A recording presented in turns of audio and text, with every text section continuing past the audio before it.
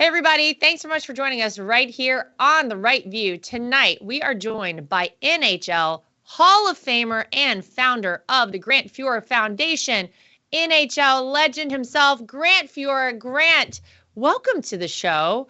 Like I said, you're a legend. I feel like anyone who watches hockey is your name is right up there at the top with the best of the best. And when I think of hockey, and I think so many people think of hockey, we think of Canada. I know that's where you grew up. And in my mind, like everybody in Canada is just like, oh, it's the afternoon. Let's go out and play hockey. But tell me about how you got into the sport. Am I right in my assessment of that? Or how does it work up there in Canada? Oh, no, you're definitely right in your assessment. I mean, as a kid, we kind of live, breathe, and die hockey. So I was fortunate enough, we had a rink right outside our school. So we may have spent some time on the rink when we should have been in class, but it's what you do in your spare time. I think that's the biggest thing is every little moment we had in spare time, we tried to spend it at the rink. And did you know kind of early on, like, oh, maybe I'm a little better at this than these other people I'm playing with? Like, when did you know that this could be something that I could get into long-term and potentially professionally? Well, I think as a Canadian kid, you dream of playing in the National Hockey League. So, you don't really ever think you'll get there, but you play for the love of the game. And I think that was the biggest thing is you love being on the ice. You love hanging out with your friends. And that's the main reason I played is one, I get to hang out with my friends. Two, I love being on the ice and love playing. Well, you moved from Canada to now you're in a very warm climate. Whenever I think of kind of the area of the country, you're in like the southwest part of the country, right? It's very warm all the time. But are you still getting out on the ice any, or you like the warmer temperatures these days? I play a little more golf than I do hockey these days, so I enjoy the warmer temperatures, but I'll still get on the ice and skate with some kids and that and teach a little bit. So I get the best of both worlds now. That's amazing. Well, I mean, like I said, people know you who watch hockey. You're again a legend. You're a 5-time Stanley Cup champion, named one of the 100 greatest players of all time, the first Black player in the NHL Hall of Fame, and your number is retired by the Edmonton Oilers. I mean, these are all such huge accolades, Grant. Does one mean more to you than the others? Is there something that really stands out that whenever you kind of achieved that, you were like, wow, this shows that I've really made it? You know what? They're all kind of nice. I think that's the great thing about having a nice long career. One, you make a lot of great friendships in the game, but it's the people you meet around the game, outside the game, and you play to have team awards. I think that was the biggest thing. And then when you do get some individual awards at the end of it all, kind of look at it as maybe I wasn't that bad. So I had a lot of fun playing. And again, it's still all about the team. I think that's the biggest thing. And when your teammates say good things about you, then you've done your job. Yeah, I mean, that's the true test for sure. You really know when you're in the trenches in whatever it is in life, in sports, the people who are standing there beside you. And believe me, Grant, I know this very well, just from maybe not technically on the ice. Those are the people that can really tell you the character of a person. And I think whenever you come out of it and those teammates, whoever they might be, say, gosh, this is a great human being. That's really the testament of it all. It's funny, though, because whenever I think of hockey players, I think of like these guys who are giants. Like in my mind, everybody's like 6'5", which is the height of my husband, Eric, by the way. But you're 5'10". And I know the average height of an NHL goaltender today is around maybe 6'3". Has the game changed? What happened? Is it similar to like football where, you look back like 50 years in football and everybody was maybe smaller. Now everybody seems so much bigger. How has the game changed maybe since when you first started? Well, I think obviously the athletes have gotten bigger, better, faster. There's better training, that sort of thing. But they've it went to a little bit of a tied down game where a lot of hooking, holding, so goalies could just play on angles. So they went to bigger goalies. So you see a lot of goalies in that 6'4", 6'5" range. Whereas when I played, you had to be very mobile. So a guy that was 5'9", 5'10", and mobile could play the game. And you're seeing the game transition back to that now. I mean, there's a kid playing in Calgary, Dustin Wolf, they say 6 foot. It might be a stretch to get him to 6 foot, but he's very mobile and very smart and reads the game very well and will have a very successful career. So it's a lot about how you read the game and movement. It's not so much about size, but teams got hung up on size and started to draft goalies because of size. But you're starting to see some smaller guys get some opportunities again. Well, I'll tell you what, to me, the most stressful position on any team, whether it's hockey, soccer, whatever it might be, field hockey, all of it, is being a goaltender. So my kids both play soccer, and my son has like gravitated naturally to being the goalie. And I get so stressed out for him because you're either kind of, Grant, like you're the hero of the game, or everybody's like, the goalie blew it for us.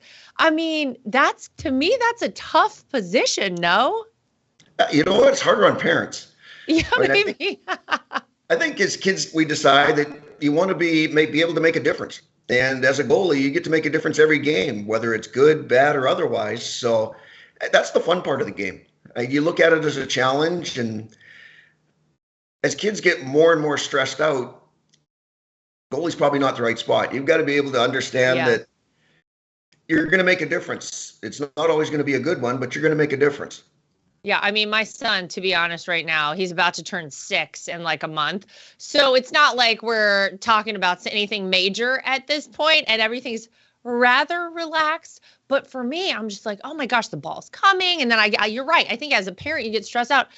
Did you have kids, right? Did your kids get into sports? I saw some posts on your Instagram that you now have grandchildren.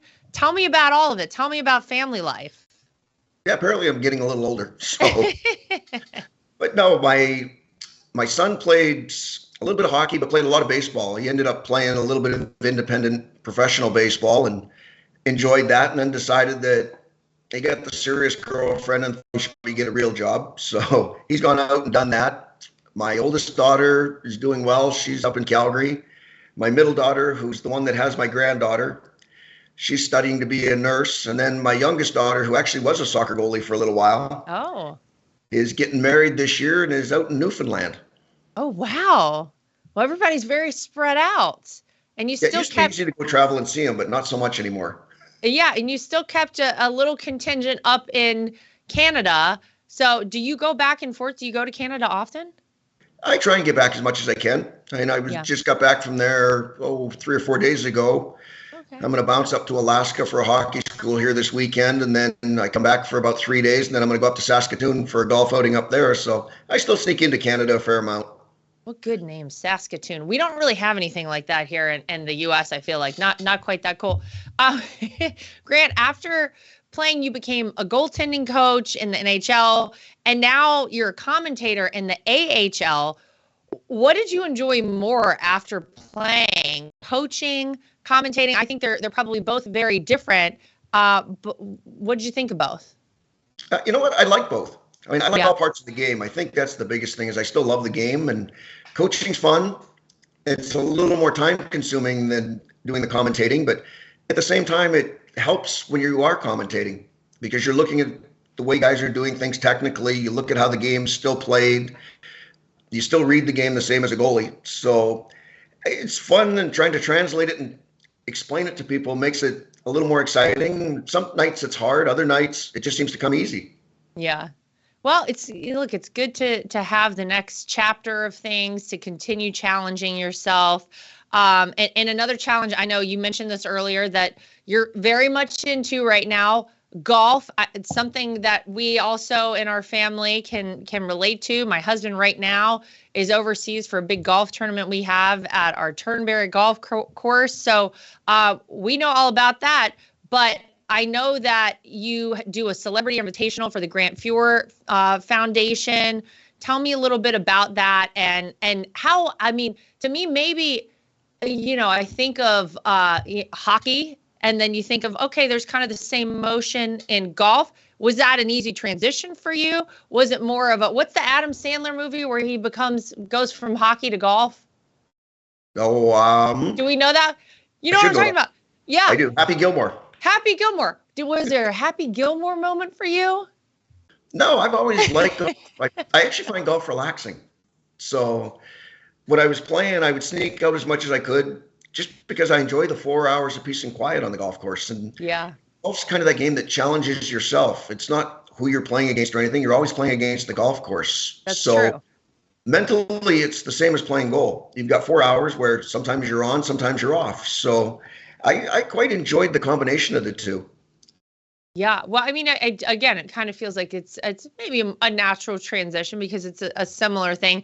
But you started a foundation. Tell me about your foundation and what it does, and about your celebrity invitational. So my wife and I wanted to give back to the community. I mean, we've been flying around for years now doing celebrity invitationals in both countries, in Canada and in the US, raising money for charity. And we wanted to do something here for the Coachella Valley where we could raise some money and find a worthy cause here. So we kind of put our heads together and came up with the foundation. And we've had, what are we, we're going into year 4 now of our golf tournament. And I think we've raised just over $250,000 that we decided to give to the children's program at the Betty Ford Center. Oh, wow. And all the different things I've done, I've always enjoyed raising money and helping kids. So it's a need here in the Valley, and it allows me to kill two birds with one stone. I get to give back to kids, and we're keeping it here in the Valley where we live. So great. Well, listen, I think anytime you can take something that you love and make it into a positive for other people, that's always a big plus. So congratulations on that. If people want to donate or get involved, is there somewhere they could go to find out more? Yes, if they go on to the Grant Fuhr CelebrityInvitational.com, they can find all the details. And I believe we've got a donation page set up. And May 17, 18 this year, we've got our 4th annual. So we're going to have a little bit of fun, good cast of guys coming out again. And it's always a good time. I'm gonna have to start practicing my golf before I come out for that one. Not that I've been formally invited, but if I had been, Grant, and you would definitely be formally invited. If I am one day, my thing. You talk about going out and playing 4 hours of golf, and like, oh, it's a kind of cathartic in some ways, and you get the peace and quiet. To me, I get so stressed out. Like an hour in, I'm like, oh my God, there's so much stuff I could be doing right now. I need to really. I don't know how to overcome that. That is my only issue with golf, is that to go out and play a full 18 holes of golf. Not that I'm a great golfer. I'm okay. I can go out and like not embarrass myself totally. But that I have a hard time with that. And I think probably it's probably like a personal issue, but I do understand that's what people love about golf. You kind of escape for that time and you don't have to deal with anything. But I'll tell you, if you ever happen to play golf with my husband, Eric, or my father-in-law, these are the quickest golfers you're ever going to be around in your life. So my husband and my father-in-law will play a round of golf, 18 holes, and this is with other people, in like 2.5 hours. They are flying through. They're not stopping. Clearly, they're not carrying their clubs. We're talking about on a golf cart. But they are fast golfers. And so maybe that's part of my problem. They're kind of stressing me out. I don't know. Do you ever do this speed golf or whatever they're doing? Oh, no, I play fairly fast, but I also take the time to enjoy the day. And I kind of, whatever the group pace is, that's kind of the pace I play at. But I enjoy fast golf as well. Yeah, it's funny because for me, everybody plays golf knows you get one good hit and you're like, oh, now I know why everybody sticks with this game. Like you get, one nice drive or you really like sink a putt or something. You're like, oh my God, well, I'm winning this game now. And then the next hole, it's just all a disaster. It's crazy how that sport is, but it's why I think people play it for life. It's why my son, who's 5, is also very much into golf. And my husband and I highly encourage that because I think it is great to start a lifelong sport when you're young. And hopefully by the time he's my age, Grant, he's not going to, he'll be out doing a little bit better than I am. But do your kids play golf at all? No. My son does. He's living in LA now, so he'll come out every couple of 3 weekends and we'll play golf together. And he hasn't beat me yet, but he's getting closer and closer. Oh, well, that's when you know it's all over, when your kids start beating you at stuff. I know I still got a while for that. I think I'll report back. Now let me ask you, you think you're a better hockey player or a golfer at this point? Because that is a real question. Oh, definitely a better hockey player. I love golf, but I'm still a better hockey player than I am a golfer. It's why people keep coming back to that game. I'm telling you, you can always improve at golf. And even the pros, we had a big live tournament at our Bedminster golf course recently. And it's kind of amazing to see some of these pros who, I mean, this is what they do for a job. And I'm like, oh my gosh, even they have bad days. It's quite a game. And if you actually think about it, the idea that you're hitting a ball that's this big with, a piece of metal or something that's like that big, it's kind of crazy. But here we are, we're all crazy. Well, Grant, I think what you've done with the charity is great. What else? Anything else you got coming up? Where can people find you? People that want to follow you, fans of yours. What do we know about Grant? No, what are we up to next? We're heading up to Anchorage, Alaska to teach at a hockey school. So I'm going to go up there for 4 days. I'll be up in Saskatoon. I'll be out towards your neighborhood after that. We're going up to Jupiter, Florida to play in a celebrity golf tournament. So I kind of bounce around the country a little bit.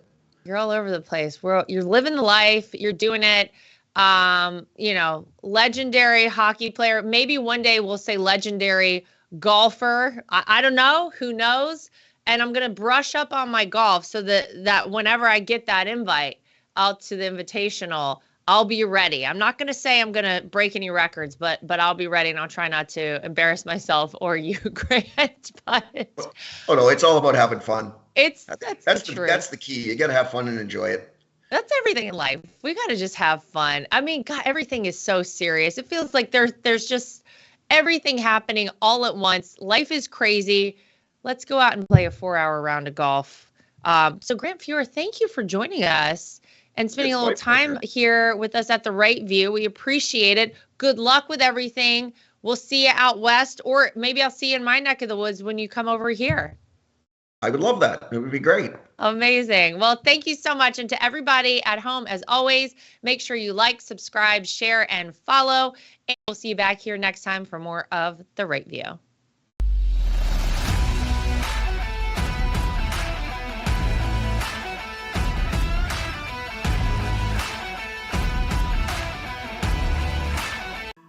So I'm like a lot of people. I love to wear an Apple Watch, but I hate how it looks. And I scoured the internet to search for the best looking Apple Watch cases I could find, and I found it.